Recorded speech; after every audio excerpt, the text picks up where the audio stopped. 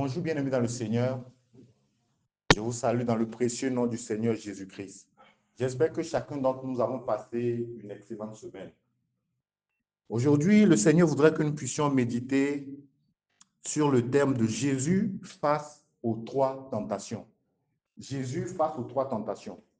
Tout à l'heure, quand nous étions en train de chanter, quand le Seigneur avait mis à cœur que je puisse lancer ce chant qui parle le Seigneur, nous venons devant ta face pour faire ta volonté.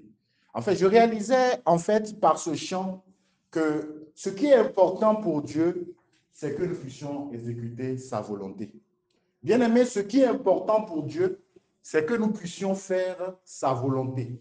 Dans tout ce que nous faisons, nous devons nous assurer que nous le faisons dans la volonté de Dieu. Et vous savez quel est l'objectif du diable? Qui peut me dire c'est quoi l'objectif du diable? Quel est l'objectif du diable? Oui.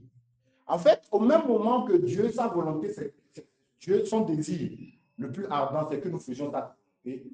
Le désir ardent du diable, c'est de nous empêcher de faire la volonté de Dieu. Pourquoi je dis cela? Parce que nous devons faire très attention. Même si Dieu a écrit dans sa parole qu'il faut faire quelque chose, tant que cette chose-là n'est pas faite selon ce que Dieu veut, Dieu ne l'approuve pas. Je donne un exemple banal. Dieu nous a demandé de pouvoir aller de faire de toutes les nations des disciples, n'est-ce pas? Mais il faut savoir une chose, en allant faire de toutes les nations des disciples, nous devons nous assurer que quand nous partons quelque part, c'est dans la volonté de Dieu que nous partons. Nous avons l'exemple de notre bien-aimé Paul, qui a dit qu'il voulait partir quelque part évangéliser, mais après, qu'est-ce qui s'est passé? Le Saint-Esprit l'en a empêché. Ça veut dire que malgré que Dieu a dit qu'il faut aller faire de toutes les nations des disciples, quand nous partons faire quoi que ce soit que Dieu nous demande, nous devons nous assurer que nous sommes dans la volonté de Dieu. Est-ce que nous voyons? Nous devons faire très attention. Parce que le diable, souvent pour nous piéger, il utilisera toujours les mêmes choses que Dieu a dit, mais détournées de son contexte. Donc, les mêmes choses que Dieu a dit, mais pas selon sa volonté. Ce qui fait qu'aujourd'hui, il y a beaucoup de personnes qui font des choses qui, en griffe, la Bible dit, mais parce que ce n'est pas dans la volonté de Dieu, ils passent à côté. Donc, l'objectif pour nous, c'est que chaque chose que nous faisons, nous devons nous assurer que nous sommes dans la volonté de Dieu. Quand je suis en train de faire le service, je dois m'assurer que je suis dans la volonté de Dieu. C'est vrai qu'aujourd'hui, c'est moi qui ai conduit la louange, mais quand je conduis la louange, je ne dois pas conduire la louange comme une coutume parce que c'est moi qui le fais souvent. Ce qui fait que, personnellement, des fois, le Seigneur me met à cœur, mais ça ne joue pas. Ce qui fait qu'on peut faire un chant.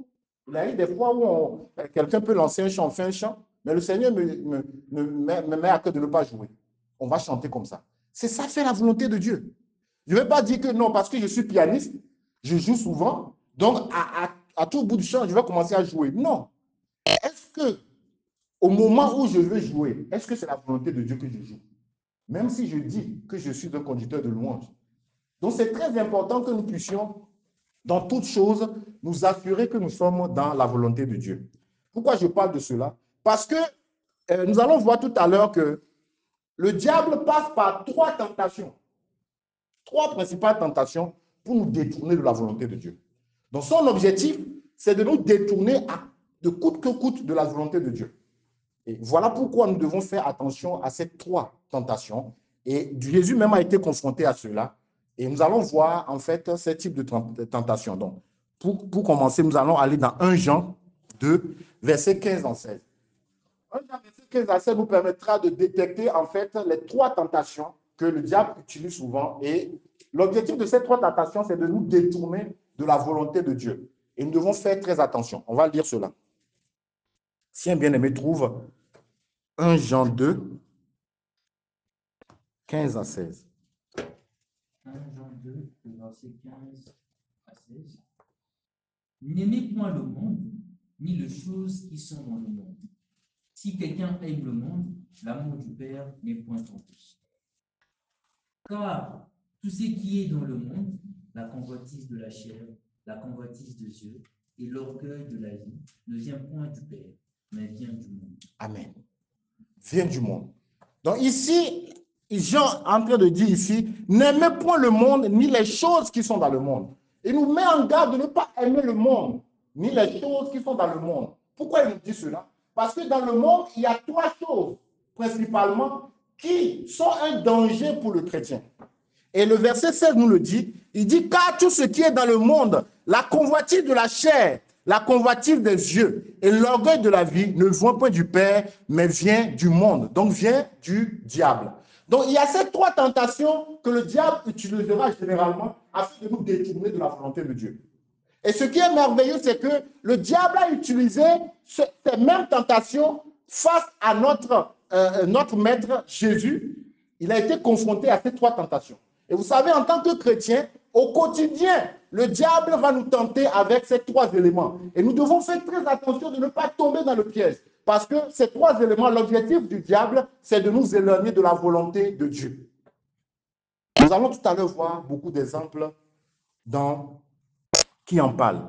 Quand j'étais en train de méditer, j'ai été choqué de remarquer que, en fait, ce sont ces trois éléments que le diable a utilisés depuis même la création du monde. Nous allons voir tout à l'heure avec nos grands-pères Adam et Ève. Nous allons voir que c'est la même chose que le diable a utilisé contre eux. Nous allons lire Genèse 3, versets 1 à 6.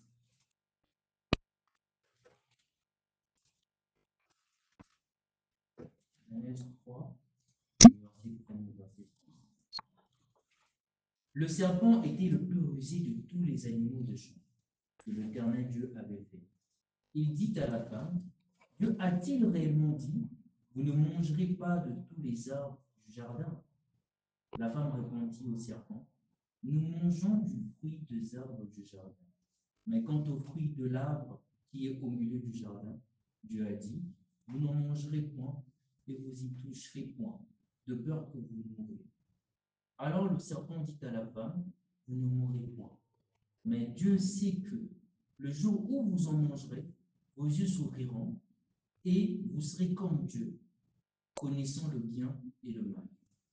La femme vit que l'arbre était bon à manger et agréable à la vue, et qu'il était précieux pour ouvrir l'intelligence. Elle prit de son fruit et en mangea. Elle en donna aussi à son mari, qui était auprès d'elle, et il en mangea. Voilà, donc j'aimerais vous rappeler les trois éléments que le diable utilise dans le but de nous détourner de la volonté de Dieu. Qui peut me rappeler rapidement ces trois éléments? Le premier, c'est quoi? La convoitise de la chair. Après, la convoitise des yeux. Et après, l'orgueil de la vie. Voilà, le premier élément, la convoitise de la chair. Il faut savoir que, en fait, depuis que le péché est entré dans le monde, en fait, et que Jésus est mort à la croix pour nos péchés, c'est notre esprit qui a été régénéré. Mais notre chair est restée la même chose. La convoitise de la chair, c'est quoi? C'est tout ce que notre chair va nous pousser à vouloir, à désirer. C'est ça la convoitise de la chair. Ça peut être la nourriture, veut nous pousser à être gourmand. Ça peut être l'impudicité. Voilà. La chair peut nous pousser à commettre des péchés sexuels. La chair peut nous pousser à la fornication. La chair peut nous pousser à devenir addict. C'est la convoitise de la chair qui fait que les gens sont addicts à la boisson, addicts à tout ce qui est cigarette, à la drogue et tout ça. Parce qu'à un certain moment, la chair va désirer des choses et quand tu vas lui donner ce qu'il veut, là, tu as répondu à la convoitise de la chair. Ça, c'est le premier volet. La convoitise des yeux. La convoitise des yeux, comme le nom l'indique, c'est cette convoitise-là qui vient du fait qu'on veut à tout prix avoir ce qu'on voit chez l'autre. C'est cette convoitise-là qui nous pousse à avoir la jalousie. Cette convoitise qui nous pousse à avoir de l'envie. Cette convoitise qui nous pousse à avoir la cupidité parce qu'on veut posséder les biens matériels et autres parce qu'on voit et tout ça. Donc, c'est tout ce qui peut nous frapper à l'œil et que nous voulons à tout prix réaliser. Ça, c'est la convoitise des yeux. Est-ce que vous comprenez? L'orgueil de la vie, c'est simplement ne pas se contenter de ce que Dieu nous donne comme connaissance, mais d'estimer que non, nos stratégies, notre sagesse nous permettra nous-mêmes de pouvoir nous débrouiller. L'orgueil de la vie, c'est de ne pas se soumettre à la volonté de Dieu. C'est l'orgueil de la vie qui crée aujourd'hui beaucoup de doctrines dans le milieu chrétien. Pourquoi? Parce qu'on ne veut pas se contenter de la connaissance de Dieu. Tout à l'heure, nous allons le voir à la fin. Vous savez, ces trois éléments, le piège dans ces trois éléments, c'est juste le fait que l'homme ne veut pas se contenter de ce que Dieu l'a donné. C'est ça le piège. C'est ça qui nous pousse à l'intérieur. Et nous voyons tout à l'heure, par rapport à Adam et Ève. Vous savez, quand j'étais en train de méditer encore, en fait, je réalisais combien c'est fou. Combien la convoitise peut nous rendre fous. Vous savez, Adam et Ève, ils étaient dans un jardin. C'est un jardin qui est immense, bien aimé. C'est un beau jardin. Vous n'avez pas idée. Et dans ce jardin, Dieu a mis tout ce qu'il faut pour Adam et Ève. Bien aimé, Dieu leur a donné tout ce qu'il faut pour leur survie. Tout. Tout ce qu'il faut. Mais, à cause d'un seul arbre qui est planté quelque part, à cause de ça, l'homme a désobéi à Dieu. Vous ne voyez pas que c'est fou? Ça dit que Adam et Ève, ils avaient tout. Ils avaient tout. Ils avaient tout. Mais, ce qui les dérangeait, c'est que non, il y a un arbre au milieu là, de la connaissance du bien et du mal. Ça, on nous a dit de ne pas toucher. Donc, là, c'est ça qui les intriguait. Vous ne voyez pas que c'est fou? Je ne sais pas. Je ne sais pas comment vous voyez la chose. Je pouvais comprendre que si on leur avait donné un seul arbre, on dit, voilà, vous avez seulement un seul arbre, tout le jardin, vous n'allez pas utiliser. Mais on t'a donné tout. En fait, je ne comprends pas. C'est un peu comme si Dieu nous dit que, ah, bien aimé, vous pouvez manger dans tous les restaurants du Maroc. Tous les restaurants du Maroc. Mais il y a un restaurant à Irak, n'y allez pas. Mais vous pouvez aller manger dans tous les restaurants du Maroc. Bien aimé, vous imaginez combien de restaurants il y a. Mais au lieu d'aller manger dans les autres restaurants, aller profiter de ça, manger, on se dit non. Mais pourquoi le menu d'Irak, là, nous, on ne peut pas manger? Mais est-ce que tu es même déjà parti manger dans tous les autres restaurants? Vous voyez, vous imaginez comment la convoitise peut nous rendre fous? Le Seigneur leur a donné tout le jardin, bien aimé. Mais c'est un seul arbre qui les tourmentait. Et tout à l'heure, nous allons nous retrouver que nous sommes un peu comme eux. Et regardez ici, on va essayer de détecter en fait les différentes convoitises dans le texte. Quand on lit le verset 6, on dit « La femme vit que l'arbre était bon à manger. » Ça, c'est quelle convoitise? Non. Était bon à manger. De la chair. C'était bon à manger. La suite, par exemple, on dit ici « Et agréable à la vue. » Convoitise des yeux. Est-ce que vous voyez? La femme vit que, ah, mais ça doit être bon. Hein? Ça, c'est la convoitise de la chair qui fait ça. Et nous devons faire très attention. Combien de fois Dieu nous donne beaucoup de choses? Dieu nous donne beaucoup de choses, même qui dépassent ce que nous allons convoiter. Mais quand nous voyons ça, ah, mais ça, doit être bon. Hein? Non, ça là, vraiment, la bouche là, ça doit être bon. Non, bien aimé, Dieu t'a déjà donné beaucoup de choses. Qu'est-ce que tu en as fait? Est-ce que tu as même déjà mangé la moitié? Est-ce que vous voyez? La femme, malgré tous les fruits, vous n'avez pas idée de tous les fruits qui sont là. Moi, des fois, quand je vois certains fruits, je dis souvent que quand je vais partir dans la présence de Dieu au ciel, bon, quand les gens seront en train de se bousculer pour poser les questions sur Abraham, moi, il y a des petites questions que je vais d'abord poser à Dieu. Je vais dire, non, Seigneur, comment tu as fait l'eau? Des fois, quand je vois l'eau, quand je bois l'eau, je dis, mais c'est fou, quoi. Je ne sais pas pour vous, mais à chaque fois que je bois l'eau, je suis émerveillé. En fait, Un composant qui est là comme ça bouge, ça fait... Je suis émerveillé quand je bois l'eau, quand je mange de la banane. En fait, je me dis, mais c'est pas possible. Comment le gars, il a pu faire ça? Quand je prends par exemple les mandarines, les clémentines, en fait, quand vous prenez à l'intérieur, regardez comment les pulpes sont disposées.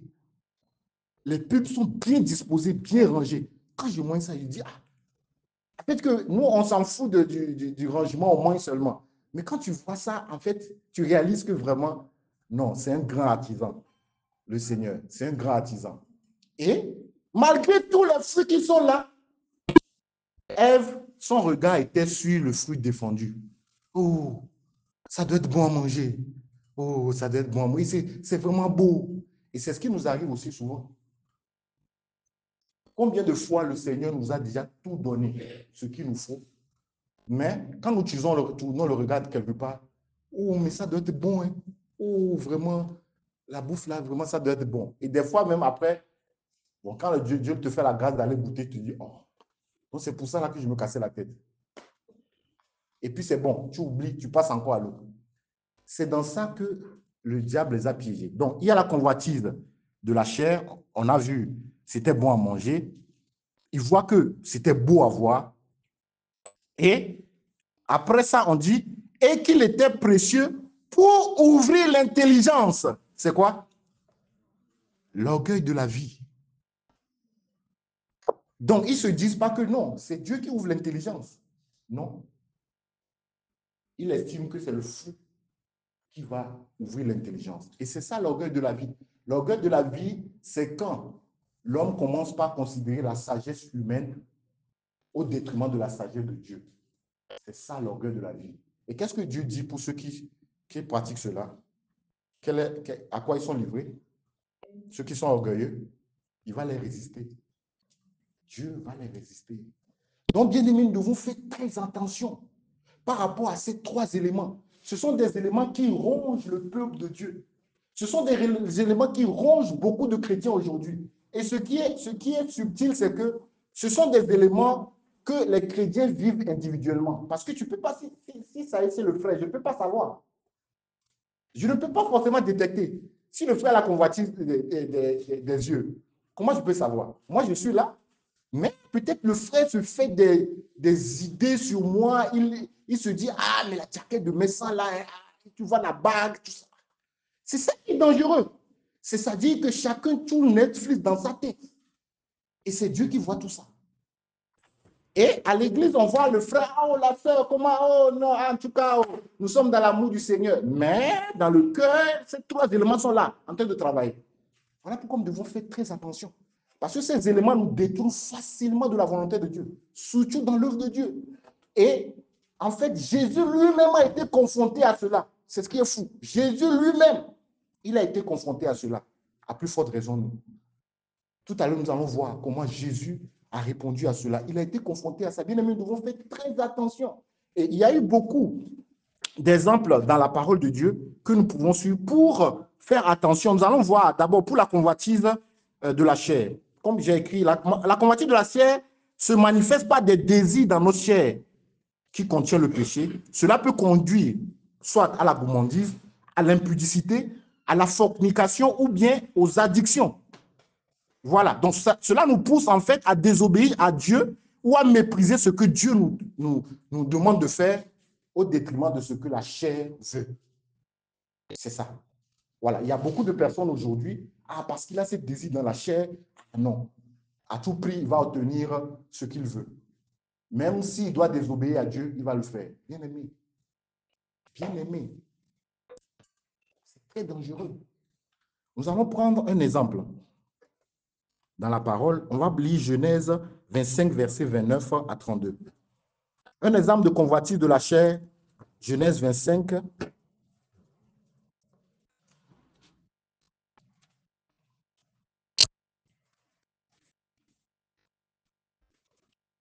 Genèse 25, je pense 29 à 32. Genèse 25, 29 à 32. Comme Jacob faisait cuire entre eux, Ésaü revint de champ, accablé de fatigue, et Ésaü dit à Jacob, laisse-moi, je te prie, manger de ces fruits et de ces roues-là, car je suis fatigué. C'est pour cela qu'on a donné à Ésaü le nom d'Édom. Jacob dit, vends-moi aujourd'hui ton droit d'aînesse. Ésaü répondit, voici, je m'en vais mourir. À quoi me sert ces droits d'aînesse? Voilà. En fait, ici, dans le contexte, comme on le sait, en fait, il s'agit de Ésaü et de Jacob. Ce sont les enfants de qui? Non, Ésaü et Jacob, c'est d'Isaac. Ce sont les enfants d'Isaac. Voilà, ce sont des jumeaux. Et qu'est-ce qui se passe? Comment l'appelle-t-on? Ésaü, lui, en fait, c'est un chasseur. Il part souvent faire la chasse et revenir souvent. Mais Jacob, lui, il reste souvent à la maison. Et un jour, Ésaü était de retour de la chasse. Il faut savoir que Ésaü, c'est lui qui est l'aîné. Et comment l'appelle-t-on? Jacob, le petit frère. Donc, Ésaü est revenu de la chasse, il est fatigué et il a faim. Et il s'est rendu compte que son petit frère, Jacob, était en train de préparer des lentilles. Est-ce que vous voyez? Et comme il avait faim, il voulait à tout prix manger les lentilles. Voilà. Avoir à tout prix envie de manger quelque chose, c'est quelle convoitise? Convoitise de la chair. Voilà. Là, déjà, la chair a manifesté sa volonté. Ce n'est pas encore un problème. Voilà. Après, qu'est-ce qui s'est passé? Jacob, maintenant, lui propose un deal. Jacob lui dit, OK, si tu veux que je te donne ces lentilles, vends-moi ton droit d'aînesse. Bien aimé, le droit d'aînesse a une valeur spirituelle très profonde. Le droit d'aînesse a une valeur spirituelle très profonde. Est-ce que vous voyez? Très profonde. Et Jacob, lui, le sait. Il sait que le droit d'aînesse a une valeur très, très, très, très, très profonde. Est-ce que vous voyez? Voilà. C'est un peu comme le droit de succession. Dans une famille royale, le droit de succession. C'est comme si Ésaü accepte de vendre son droit de succession au lieu qu'il devienne lui le roi. Non, il dit à cause des lentilles, je donne ça à mon petit frère. En fait, est-ce que vous imaginez ce qui s'est passé? Le droit d'aînesse qui a une valeur spirituelle assez profonde, Ésaü accepte de vendre cela juste pour un plat de lentilles qu'il va manger juste en quelques minutes. Hein. Ce n'est même pas comme si c'est des lentilles qui ne vont jamais finir. C'est des lentilles qui vont finir le jour-là. Demain, il aura encore faim. Mais il a accepté de vendre cela pour contre le droit d'aînesse. C'est ça la convoitise de la chair. La convoitise de la chair, c'est quand, à cause d'un désir de la chair, nous sommes prêts à bafouer notre identité en Jésus. C'est ça. La convoitise de la chair. C'est elle qui nous pousse à accepter de faire la corruption au pays dans les démarches administratives, juste parce que nous voulons quelque chose qui nous fasse plaisir dans la chair. C'est ça. La convoitise de la chair, bien aimé. C'est de bafouer véritablement l'œuvre de Dieu, bafouer en fait les choses de Dieu juste pour un plaisir charnel. C'est ça la convoitise de la chair. Bien aimé, nous devons faire très attention. Nous devons faire très attention, nous ne devons pas oublier notre identité en Jésus. Et le diable passera par cela pour nous détourner de sa face. Bien aimé, il y a d'autres personnes, comme Ésaü, à cause de la nourriture, ils sont prêts à bafouer leur identité. Je me rappelle encore quand j'étais encore à la fac au pays, il y avait une secte coréenne qui était venue s'installer à la fac. Ils ont même un studio là-bas à la fac. Et leur stratégie, qu'est-ce qu'ils faisaient? C'est que chaque vendredi, ils partageaient la nourriture. Ils préparaient la bonne bouffe et puis les gens pouvaient passer pour aller manger. Et ils savent que, en fait, les gens aiment manger. Ils savent que les étudiants souvent sont en galère.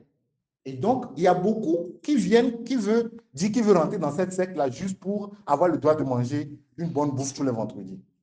Et beaucoup de jeunes chrétiens sont partis là-bas juste à cause de la bouffe là qu'on sert chaque vendredi. Ils ont accepté d'aller dans cette secte-là, alors qu'ils savent très bien que là, ce qui est dangereux, c'est qu'ils vont se dire que non, non, non, moi, je sais pourquoi je suis là-bas, je ne pas seulement pour la bouffe. Non. Mais spirituellement, tu es en train de poser un acte.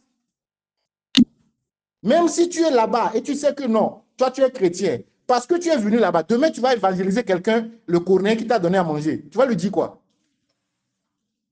Tu es venu s'asseoir avec lui, il t'a servi la bouffe. Tu vas après dire quoi? En fait, c'est ça que nous ignorons. Bien aimé, nous devons faire très attention à ces trois éléments. Nous devons faire attention à ces trois éléments. Combien de personnes, juste à cause d'un salaire de plus, combien de dirhams, mais ils renient leur identité en Christ. Bien aimé, quand nous voyons l'exemple de Daniel, j'aime beaucoup l'exemple de Daniel. Daniel n'a pas accepté de se souiller par les mains du roi. Après, c'est ce Daniel-là qui a été choisi avec ses compagnons. Bien aimé, faisons très attention. Aujourd'hui, pour juste la nourriture, pour juste quelques dirhams, on est prêt à pouvoir souiller notre identité en Christ. C'est ça la convoitise de la chair. Bien aimé.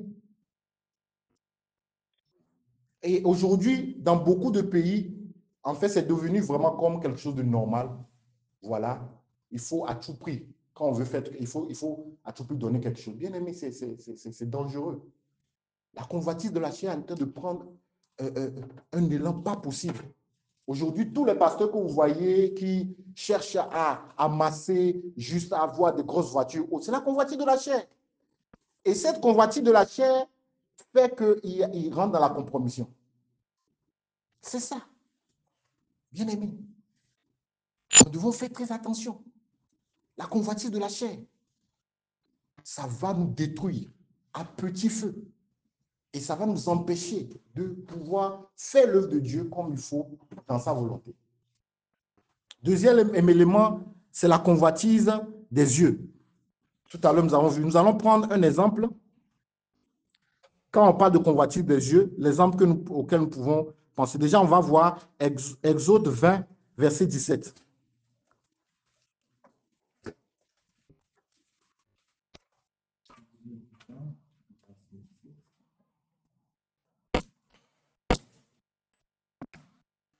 Exode 20, le verset 17. Oui. Tu ne convoiteras point la maison de ton prochain. Mhm. Tu ne convoiteras point la femme de ton prochain, Mhm. ni son serviteur, Mhm. ni sa servante, Mhm. ni son bœuf, Mhm. ni son âne, Mhm. ni aucune chose qui appartienne à ton prochain. Amen. Ça, c'est ce que l'Éternel donne comme loi au peuple d'Israël. Il faut savoir une chose, c'est que ce type de convoitise, en fait, le diable l'utilise en fait par palier. Tout à l'heure, la convoitise de la chair dont je viens de vous parler, en fait, ceux qui sont souvent victimes de cela, c'est ceux qui viennent de naître de nouveau.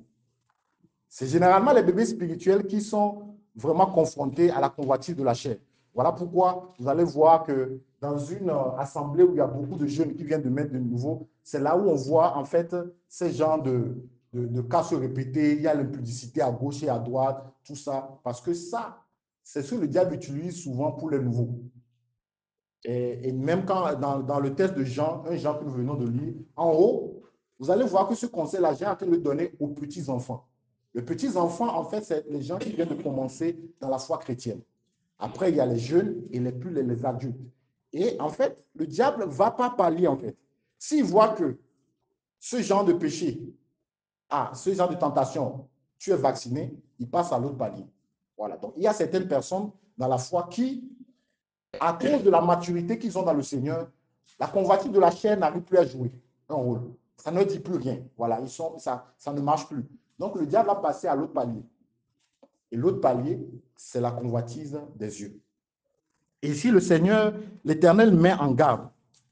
Il dit ici, tu ne convoiteras point la maison de ton prochain. Aujourd'hui, ça sous-entend, tu ne vas pas convoiter l'appartement de ton prochain. Voilà. Combien ils viennent, ils te rendent visite, tout ça. Non, là, il dit non, il faut que j'ai un appartement comme ça. Non, c'est la convoitise. C'est la convoitise. Pourquoi? Parce que tout ce que j'ai compris de la convoitise, c'est quoi? C'est que, Dieu connaît nos besoins. Ça, c'est un. Et Dieu donne à chacun selon son besoin. La convoitise, c'est simplement de ne pas se contenter de ce que Dieu t'a donné maintenant. C'est tout simple, en français facile.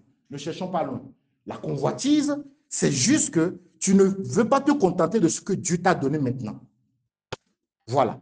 Donc, tout ce que nous avons maintenant, c'est ce qui nous est nécessaire que Dieu nous a donné. Si tu vois quelque chose de merveilleux dans la vie de ton frère ou de ta soeur, glorifie le Seigneur, dis, ah Seigneur, je bénis ton nom pour ça. Voilà.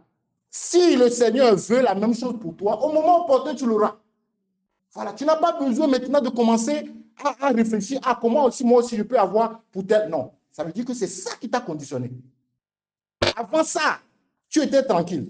Mais parce que tu as vu, ça commence pas à tourner dans ta tête. Là, la convoitise vient de naître. Et nous devons vite détecter et ne pas laisser. Il continue, il dit, tu ne convoiteras point la femme de ton prochain. Ah, tout à l'heure, nous allons voir le cas de David. David a convoité la femme de combien de personnes, de frères qui sont là, ah, il voit la femme de l'autre, il dit, ah, oh, vraiment, le frère là est bien, voilà comment sa femme est.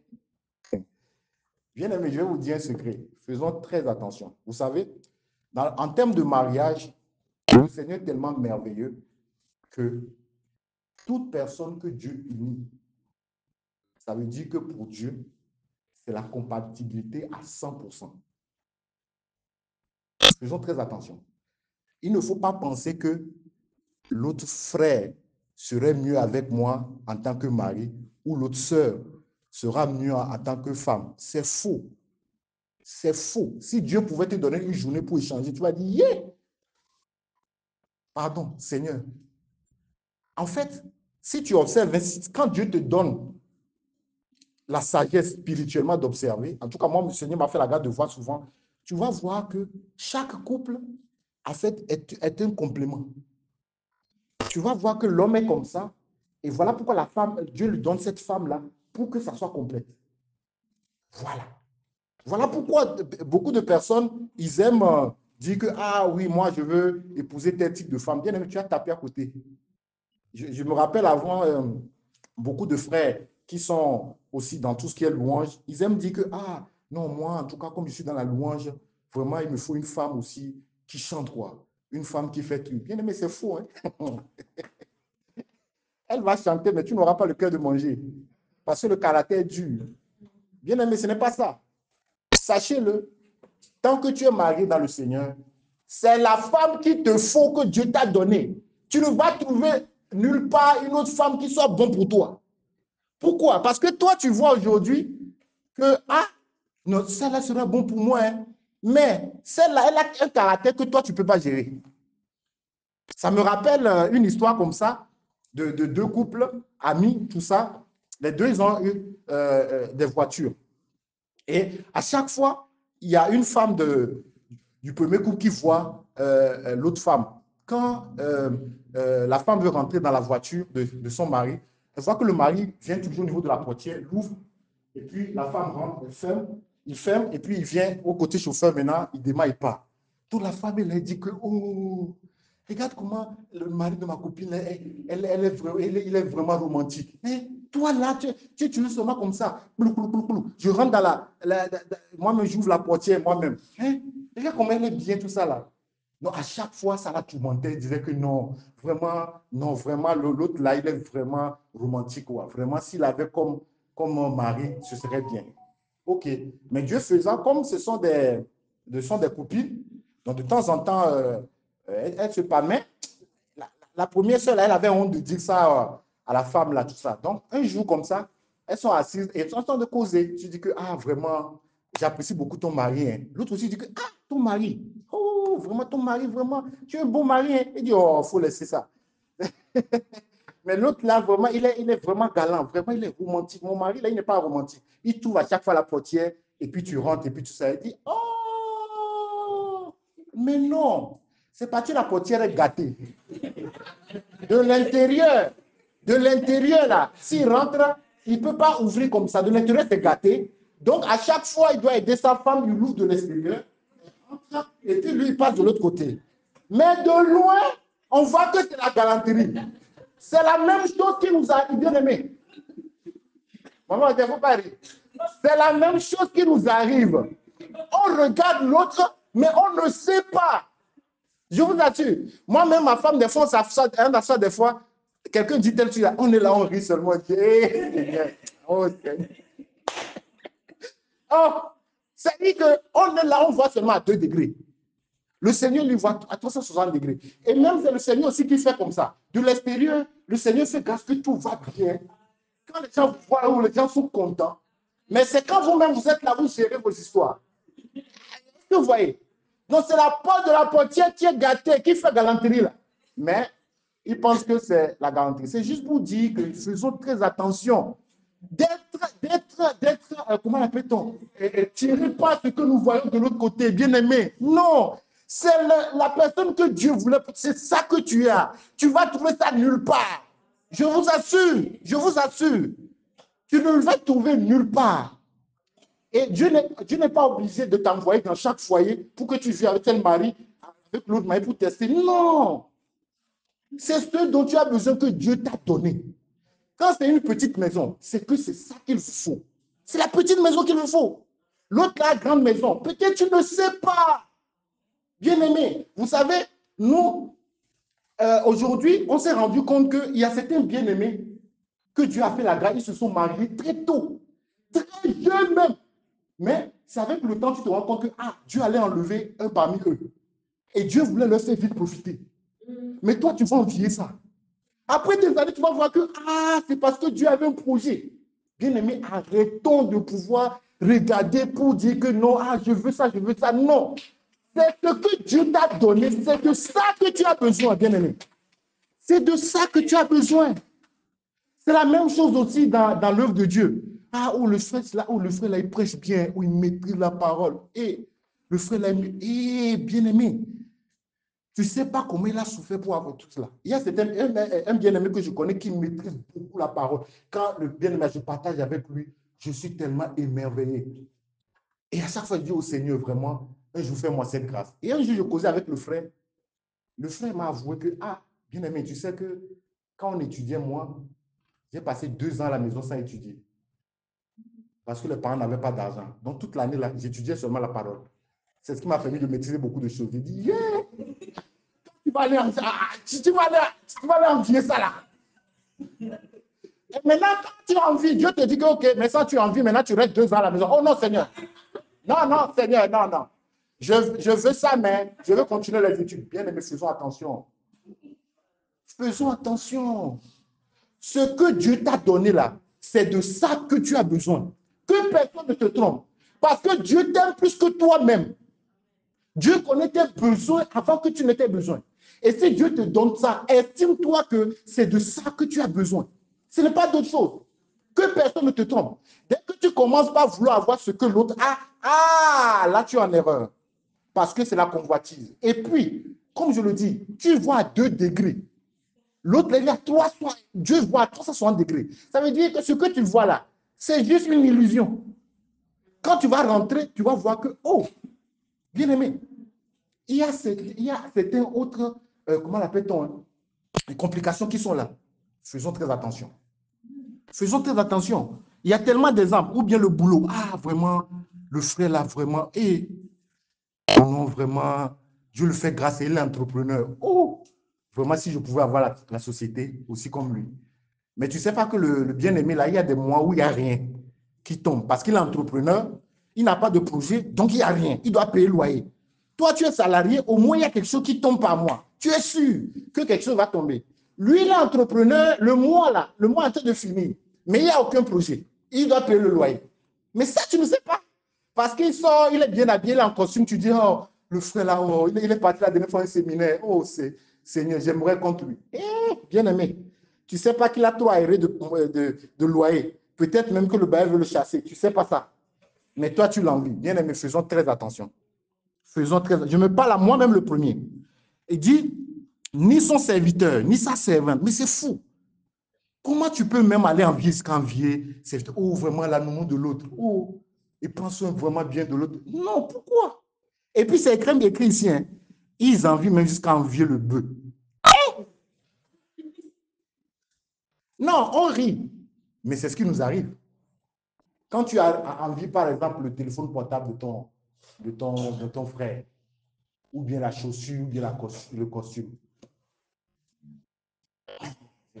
C'est triste, quoi. Contente-toi de ce que tu as, bien-aimé. Contente-toi de cela, bien-aimé. Et il continue, il dit, ni son âne, on dit, ni aucune chose qui appartient à ton prochain. J'aime la Bible parce que la Bible, en fait, il met l'extrême. Parce qu'au moment où le truc a été écrit, là, il n'y avait pas iPhone. Il n'y avait pas, comment on appelle ton ordinateur, tout ça là. Il n'y avait pas ça. Mais la parole de Dieu l'écrit pour que même pour nous, ça puisse servir. Donc, tu ne dois pas envier quoi que ce soit de l'autre. Il y en a même qui envient jusqu'à envier l'enfant. Ah, mais vraiment, le petit de l'autre, il ne crie pas trop. Hein. Oh, mon petit, là, il ne fait que crier. Bon, ok, le Seigneur va faire grâce maintenant, ton petit ne va plus crier. Oh, mon petit, là, il ne crie plus. C'est-à-dire, à chaque fois, il y a toujours quelque chose. Et nous devons faire très attention. Parce que ce sont des choses, le diable envoie. En fait, c'est ça qu'on appelle les flèches enflammées. Il envoie comme ça. Il attend. Si tu ne t'aimes pas le bouclier de la foi, c'est fini, ça va prendre feu. Boum, c'est fini. Tu es là, tu vois que tu es en train d'envier le foulard de la sœur. Et ce que fait, c'est quoi? Dieu est en train de te distraire. Vous êtes là ensemble, mais de cœur, vous n'êtes pas ensemble. Parce que toi, tu envies ça chez l'autre. Et c'est triste. Et ça va même jusqu'à envier les choses spirituelles. Vous savez, la parabole du talent nous montre que chacun a un rôle spécifique à jouer dans l'église. Bien aimé, même si c'est toi qui ranges les chaises avant que les gens le fassent. Je bénis Dieu pour le bien-aimé Dandy qui est rentré. Dandy venait chaque jour, chaque dimanche, ranger les trucs avant de partir, avant que le culte ne commence. Et dès que Dandy est parti, pour ceux qui vraiment sont observés, on a senti qu'il y a un vide. On a senti qu'il y a un vide. Parce qu'il ne le faisait pas. Quand tu viens souvent, les chaises sont là. Et puis tu t'assois. En fait, tu as l'impression que les chaises là, elles se mettent automatiquement, quoi. Et puis ça fait tout là. Mais quand le fait d'Andy est venu, quand tu viens, tu vois que, oh, les chaises là ne se déplacent pas. Hein. Il faut les mettre. Il faut arranger le lieu. Ah, c'est là où tu vois que, vraiment, le fer là faisait un travail. Et qui va banaliser ce travail-là? Parce que si lui n'arrange pas, quelqu'un s'assoit, c'est propre. Pour que, si c'est ça là, le petit gâteau là qui va l'écouter, tout le monde sera en train de chercher à essuyer la poussière. Mais lui aussi, il a fait son travail. Donc, chacun a un rôle spécifique. C'est comme les 5 doigts de la main. Dieu permet à ce que nous voyons que les 5 doigts de la main n'ont pas la même longueur. Si les 5 doigts de la main avaient la même longueur, on devrait avoir les mains comme les sorciers là. Parce que il y aurait du mal à ce qu'on puisse attraper des choses. Parce que tous, ils ont la même hauteur. C'est pour dire que quoi? Dans l'église, à chacun d'entre nous, que personne ne vous trompe. Dès que tu acceptes Jésus, le Saint-Esprit te donne un don spécifique. C'est le Seigneur qui le dit. Voilà. Et tout ça, c'est pour l'édification des saints. Donc, la parabole des talents nous montre que chacun a reçu. Donc, il y a quelqu'un qui a reçu plus que l'autre. Ça ne veut pas dire que cette personne est plus importante aux yeux de Dieu. Non. La Bible précise que c'est en fonction de la mesure de la grâce. Est-ce que vous voyez? Et c'est Dieu qui nous rend capables de pouvoir manifester ces dons. Maintenant, si Dieu donne cette chose à tel frère, c'est parce que, en fait, il voit un dépôt en lui. Maintenant, toi, tu vas vouloir prendre sa place. Pourquoi? Pourquoi? Tu n'as pas les aptitudes pour ça, bien-aimé. Pourquoi tu veux l'envier? Des fois, quand je vois un autre aîné, papa Alain, aller visiter, je bénis Dieu, je dis que, ah, Seigneur, tu sais pourquoi tu l'as donné le truc. Parce que quand papa Alain le fait, tu sens que c'est naturel. Ce n'est pas qu'on doit lui dire pour faire ça. Il le fait naturellement. Parce que Dieu a vu cette aptitude en lui. Il a donné de le faire. Maintenant, toi, tu vas t'asseoir. Tu vas dire que, ah non, non, moi là, je ne visite pas assez. Il faut que je visite les trucs. Non. Quand tu vas aller, on va te fermer la porte 2 fois. On va t'injurer. C'est fini. Tu vas devenir autre chose. Parce que Dieu n'a pas déposé ça naturellement en toi. Il y a d'autres personnes. C'est la liberté que Dieu a déposée. À d'autres personnes, en fait, Dieu a déposé quelque chose de particulier. Ce que nous devons faire, bien aimés, c'est de pouvoir détecter ce que Dieu nous a donné et de travailler à l'améliorer. C'est tout. C'est tout. Parce qu'en le faisant ainsi, quand l'autre frère le fait, l'autre soeur le fait, ça fait que tout le monde maintenant en profite. Mais si nous voulons aller faire la même chose que l'autre soeur ou l'autre frère, bien aimé, ça ne sert à rien. Parce que Dieu a déversé plusieurs dons. Ça veut dire qu'au fond, toi, tu as laissé ton don pour chercher à aller manifester le don de quelqu'un d'autre. Et tu ne pourras pas, parce que Dieu ne t'a pas donné l'aptitude. C'est ça. Donc, même dans les choses spirituelles, bien aimées, faisons attention de ne pas chercher à copier parce que tel a fait, parce que l'autre a fait. Non. Contentons-nous de ce que Dieu nous a donné et cela va nous suffire. Donc, on va rapidement aller voir ce que David a fait dans Samuel, 2 Samuel 11, verset 1 à 17.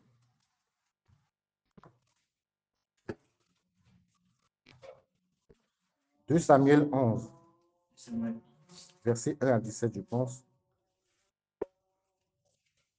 L'année suivante, au temps où le roi s'est mettait en campagne, David envoya Joab avec ses serviteurs et tout Israël pour détruire le fils d'Amon et pour assiéger Rabba.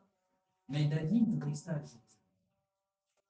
Un soir, David s'éleva de sa couche et comme il s'est promené sur le toit de la maison royale, il aperçut de là une femme qui s'est baignée et qui était très belle de figure. David fit demander qui était cette femme et on lui dit, n'est-ce pas Bathsheba, fille de Liam, femme d'Uri, le Héthien. Et David envoya des gens pour la chercher. Elle vint vers lui et il coucha avec elle. Après s'être purifiée de sa souillure, elle retourna dans sa maison. Cette femme devint enceinte et elle fit dire à David, je suis enceinte. Très bien, on va juste s'arrêter là pour ne pas... Donc, comme ça, on explique le reste. Voilà, en fait, David qui devait partir à la guerre, il n'a pas été là. Et au moment où il est à la maison, voilà, il est en train de passer dans son palais, il voit la femme d'Uri qui est en train de se doucher. En fait, le problème, ce n'est pas qu'il ait vu la chose. Non. Il peut arriver des fois que, sans le calculer, nous voyons une chose qui n'est pas bonne. Il n'y a pas encore de problème. L'attitude que nous avons maintenant par rapport à ça, c'est ça qui compte. Dès que nous voyons, c'est une flèche enflammée, il faut l'éteindre. Ça dit qu'il ne faut pas nourrir l'idée. David devait rentrer directement à la chambre, voilà, et rester là-bas, et ne pas nourrir l'idée. Et éviter d'aller là-bas encore, apparaître, il voit que ah, la femme se lave. Et c'est bon. Mais le problème, c'est que quand David a vu, il a laissé la flamme encore se raviver. Il a nourri cette idée et, en fait, la convoitise des yeux de David a fait de lui d'abord un idole, comment l'appelle-t-on? Un adultère et après un meurtrier. Vous voyez là où la convoitise des yeux peut nous amener. Vous voyez là où ça peut nous amener. Nous devons faire très attention. Ça peut nous amener très loin. C'est-à-dire qu'un truc que nous n'avons jamais imaginé, la convoitise de la vue peut nous amener loin. Parce qu'en fait, c'est quoi? Le diable vous présente juste une chose comme ça. Mais vous ne savez pas que, en fait, les péchés sont entremêlés. Il y a certains péchés, dès que tu commences, ça déclenche en même temps d'autres choses. Et parce que tu veux couvrir le péché, ça va déclencher encore d'autres choses. Est-ce que vous voyez? Donc, nous devons faire très attention. Très attention. Dès que nous voyons quelque chose et que le diable veut nous donner une pensée pour dire que, oh, mais pourquoi toi tu n'as pas ça? Il faut éteindre ça rapidement pour dire que non, non, non, non, j'ai ce dont j'ai besoin, je n'ai pas besoin de cela. Voilà. Ce que Dieu me donne, ça me suffit, je n'ai pas besoin de cela. Si Dieu veut que j'ai cela, Dieu va me le donner. Je n'ai pas besoin d'aller chercher. C'est très important. Et c'est ça qui va nous préserver. Et quand nous arrivons à aussi convaincre et pouvoir surpasser la convoitise des yeux, là maintenant, le diable va utiliser sa dernière cartouche. La dernière cartouche, c'est l'orgueil de la vie. Et ce qui est dangereux dans l'orgueil de la vie, bien aimé, c'est que l'orgueil peut prendre des milliards de formes. C'est ça qui est dangereux. C'est-à-dire que même quelqu'un qui est mature, qui est ancien dans la foi, le diable peut le piéger avec un milliard formes d'orgueil. Est-ce que vous imaginez? Donc, pour l'orgueil de la vie, nous devons faire très attention à tout moment. Parce que l'orgueil est tellement subtil. C'est les gens de péché qui sont là comme ça, tu entretiens ça pendant longtemps sans savoir que c'est ça là qui va te tuer. Est-ce que vous pouvez imaginer que, à cause de l'orgueil, Dieu a mis une écharde à Paul? Regardez Paul, comment Paul est un modèle pour nous. Mais Dieu a senti que non, s'il continue sur cette voie, l'orgueil risque de rentrer. C'est fou. Donc imaginez. Et ce qui est terrible, c'est que à l'instant où tu dis que moi, l'orgueil ne peut pas me toucher, tu as déjà l'orgueil. C'est ce qui est merveilleux. Dès que tu dis que, oh non, moi, l'orgueil, oh, là, ça c'est l'orgueil. Parce que tu comptes encore sur toi. Vous voyez comment c'est subtil? C'est très subtil. Et l'orgueil de la vie, c'est ça qui crée aujourd'hui beaucoup de fausses doctrines. L'orgueil de la vie, en fait, nous pousse à ne plus manifester la foi, mais à nous poser sur tout ce qui est sagesse humaine. C'est ça. Tu vois dans beaucoup d'assemblées maintenant, c'est ça que l'orgueil de la vie qui est là. Voilà. On va te dire, oui, Jésus a dit ça, mais... Et il y en a même qui vont jusqu'à... C'est-à-dire que, c'est ça que je dis, l'orgueil de la vie, c'est de ne pas se contenter de la connaissance que Dieu nous donne dans la parole. Donc, ceux-là même qui disent que non, moi j'ai un réma qui explique que ça, c'est l'orgueil. Pourquoi? Parce que Dieu l'a écrit très bien. Tout ce dont nous avons besoin, il a dans la parole. Et tout ce qui est caché, c'est pour lui. Donc, quelqu'un qui veut aller te révéler un truc par rapport aux anges, ça c'est l'orgueil. Parce que Dieu n'en a pas parlé. On reste sur ce que Dieu a écrit. Donc, l'orgueil, c'est de ne pas se contenter de ce que Dieu nous a donné comme sagesse spirituellement dans sa parole. Et il y a certains même qui vont jusqu'à dire que non, ah non, Paul c'est un manchot. Comment il peut dire que non, la femme ne va pas prêcher? Et ça veut dire qu'on ne veut pas se contenter de ce que Dieu a dit. Ça, c'est l'orgueil qui fait ça. Et ça détruit beaucoup. L'orgueil de la vie, ça détruit beaucoup. L'orgueil de la vie, ça détruit beaucoup. Ça empêche vraiment à ce que nous puissions être vraiment dans la volonté de Dieu, se contenter de ce que Dieu nous donne comme écriture. Donc, tout ce qui est dans la parole de Dieu, Dieu l'a mis pour que cela nous serve. Nous n'avons pas besoin d'apporter une autre loi pour ça. Bien aimé, faisons très, très attention. Donc, ça veut dire que quiconque refuse de se soumettre à la parole de Dieu par rapport à un truc bien spécifique dans sa vie, c'est que c'est l'orgueil qui est venu. Donc, ça veut dire que quoi? Dans tout ce que nous allons faire comme choix, si nous ne cherchons pas, selon la parole de Dieu, comment nous devons procéder, ça veut dire que l'orgueil est rentré. L'orgueil, c'est juste de dire que non, je n'ai pas besoin de Dieu pour ça. Combien? Il y a beaucoup de pasteurs même qui vont te dire que, ah, mon petit, il faut laisser ça. Ça là, il faut laisser affaire de Bible là. Voilà comment tu dois faire ça. Faisons très attention. Ça, c'est l'orgueil de la vie. L'orgueil de la vie nous pousse à faire des calculs et ne pas prendre position pour Dieu.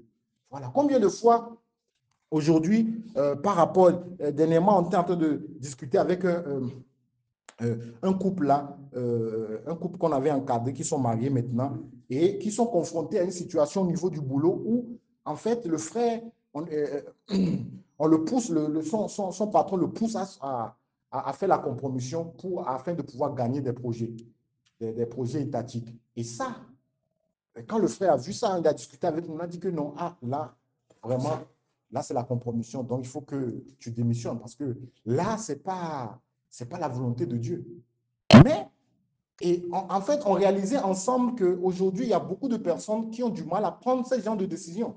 De dire que non, ce que je suis en train de faire là, c'est la compromission. Même si j'ai 3 enfants, j'ai, comment l'appelle-t-on, une maison à payer et tout ça, non, j'arrête et je m'attends à Dieu. Le problème, c'est que souvent dans ce genre de choses, comme le premier réflexe qu'il a eu, il a d'abord cherché un autre boulot pour passer l'entretien là-bas. Comme ça, si il réussit l'entretien, là maintenant il va venir sortir. Non. Ça, c'est la sagesse humaine. Dieu nous dit que dès que nous remarquons que, il y a une chose qui est la compromission, nous devons quitter par rapport à notre identité. Donc, je n'ai pas besoin de trouver un autre boulot avant de sortir. Parce que c'est Dieu qui prend soin de moi. Je sais que si j'agis comme Dieu veut, Dieu s'occupera du reste.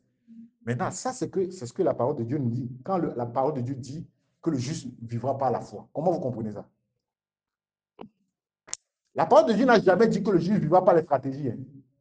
La parole dit que le juste vivra par la foi. Quand tu prends l'exemple des héros de la foi, comme j'aime le dire, quand je prends l'exemple d'Abraham, quand Abraham, Dieu l'a dit de quitter là où se trouve sa famille et d'aller là où il va lui indiquer, est-ce que Dieu l'avait indiqué là où il doit partir? Si c'était aujourd'hui, les gens allaient dire que non, Seigneur, moi, je ne vais pas sortir comme ça. Dis-moi au moins là où je vais partir. Donc, moi, je vais sortir comme ça et puis la personne va vouloir que Dieu lui dise que non, je veux que tu ailles Rabat à 33 rues, tes trucs, voilà, la maison peint en jaune, on veut avoir tous les détails avant de partir. Ce n'est plus la foi, bien aimé. Ce n'est plus la foi. Quand Dieu a demandé à Abraham de sacrifier Isaac, qu'est-ce qu'Abraham a fait? Il a obéi, n'est-ce pas? Mais aujourd'hui, nous, ce qu'on a fait, Seigneur, permets d'abord que j'ai un fils remplaçant et après, je vais te sacrifier Isaac. C'est ce que nous faisons aujourd'hui. Et ça, c'est l'orgueil de la vie. L'orgueil de la vie, c'est de ne pas suivre ce que la parole de Dieu nous dit. C'est d'utiliser nous-mêmes des stratégies. Et puis, ce qui est dangereux, c'est que dans le milieu chrétien aujourd'hui, on s'est tellement conformé au monde qu'à un moment, on a l'impression que c'est vraiment ce que le monde dit qui est la vérité. Est-ce que vous voyez? Aujourd'hui, je sais qu'il y a beaucoup de personnes qui leur disent que non, si tu es dans un milieu, il y a la compromission. Ton boulot, tu fais la compromission chaque jour, tu quittes. Parce que ça, Dieu n'est pas dedans.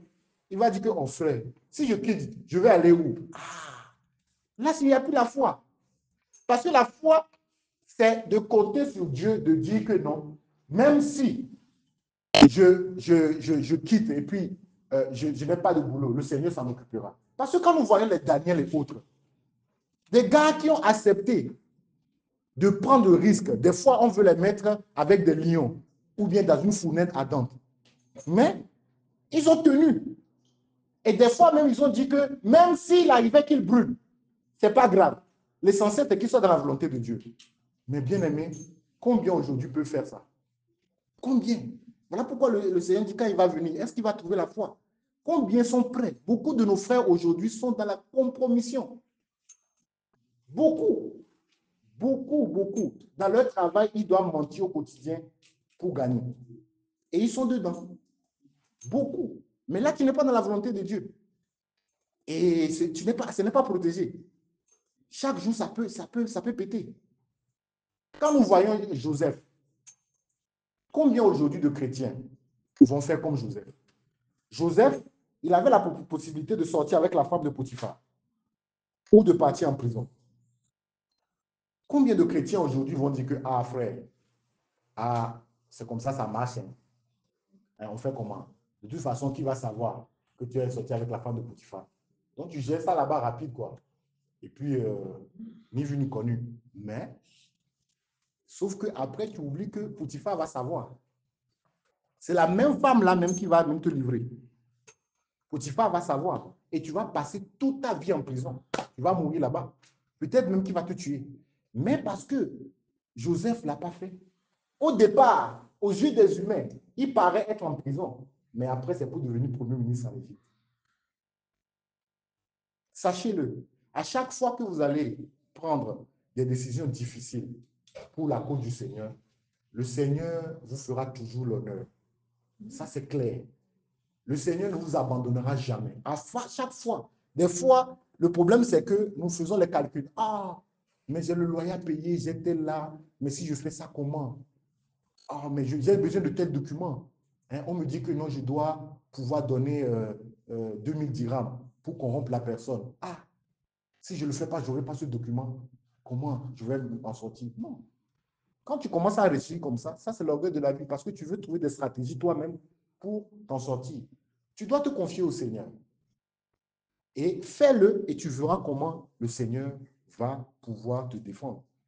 C'est très important. Donc, pour finir, j'aimerais dire ceci que ces trois éléments, la convoitise de la chair, la convoitise des yeux et l'orgueil de la vie, ça vient juste du fait que l'homme ne veut pas se contenter de ce que Dieu lui donne, que ce soit par rapport à la nourriture dont il a besoin, que ce soit par rapport à ses besoins et même par rapport à la parole de Dieu. Nous allons lire Philippiens 4, versets 11 à 13.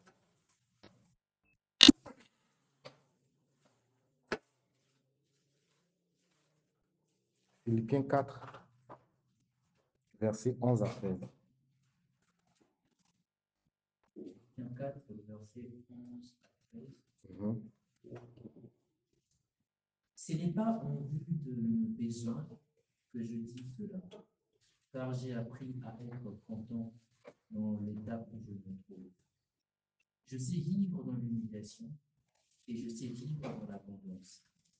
En tout et partout, j'ai appris à être rassasié et à avoir faim, à être dans l'abondance et à être dans la misère. J'ai pris tout par celui qui me fortifie. Amen. Ma prière à la fin de ce partage, et je me parle à moi-même le premier, c'est ce verset 11. Paul a dit qu'il a appris à quoi? Si on peut lire ça ensemble. La fin du verset 11. Car j'ai appris à être content dans l'état où je me trouve. Bien-aimé, c'est ma prière pour nous tous, moi-même le premier. Que nous soyons contents de l'état dans lequel nous nous trouvons.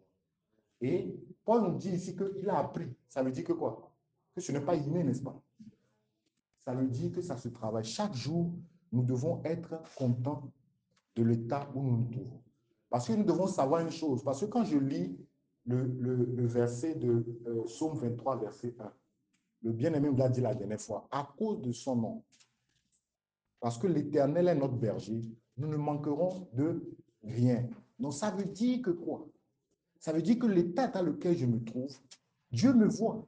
C'est lui qui prend soin de moi. Ça veut dire que cet état-là, c'est ce qu'il faut pour moi maintenant. Cet état-là ne veut pas dire que je ne vais pas avoir peut-être ce que l'autre frère va avoir demain. Non. Moi, je ne vais pas me casser la tête pour ça.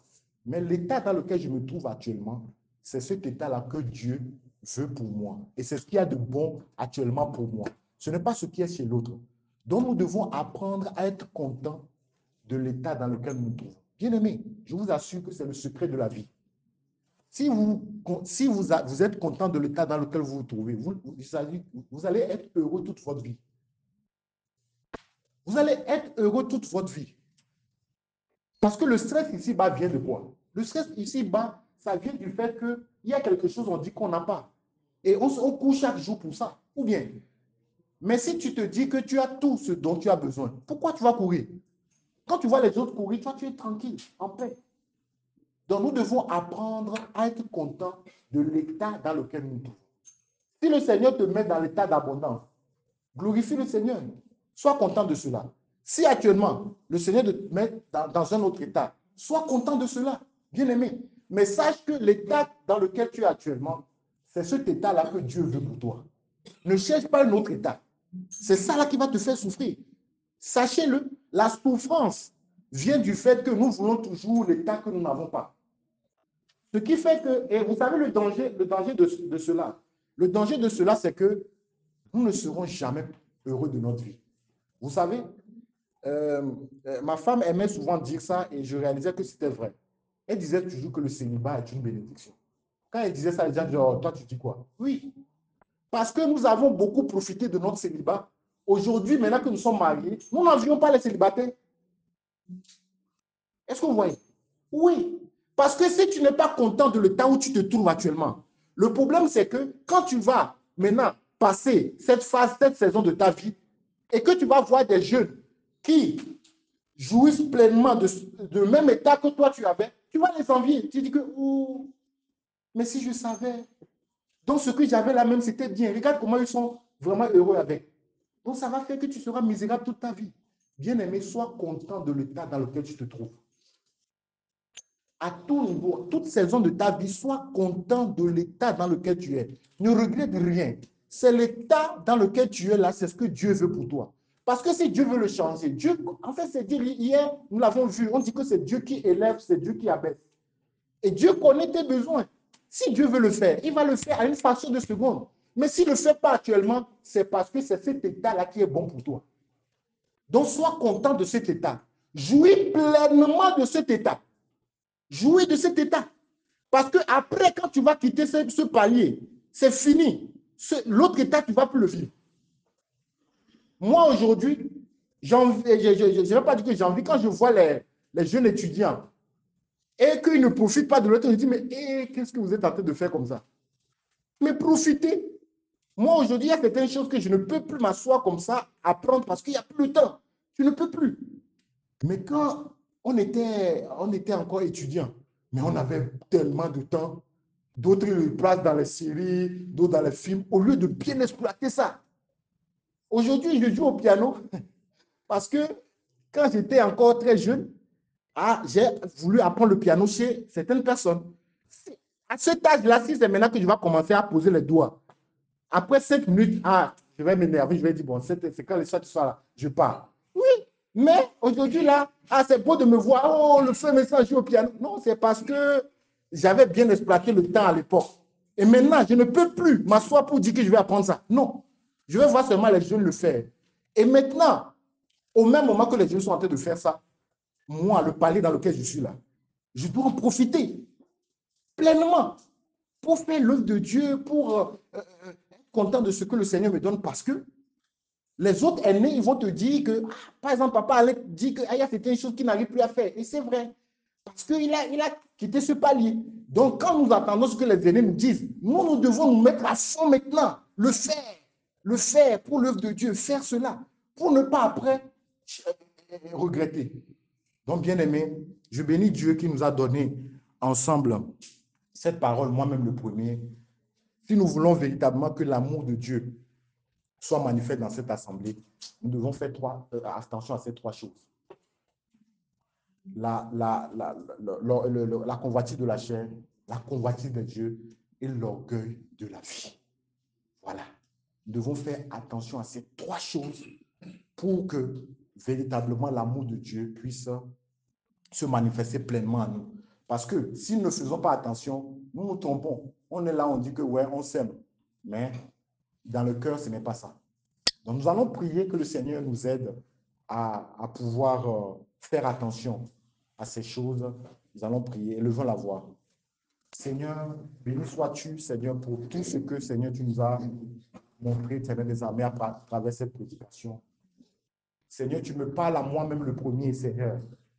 L'ennemi cherche, Seigneur, à nous détourner de ta volonté et il nous pousse, Seigneur, à toujours, Seigneur, convoiter des choses, à toujours, Seigneur des armées, chercher à acquérir plus, Seigneur. Oui, nous sommes dans un monde où on veut nous pousser à consommer encore et à consommer plus, à envier, à poser le regard sur les autres, à ne pas nous focaliser sur ce que toi tu nous donnes, Seigneur.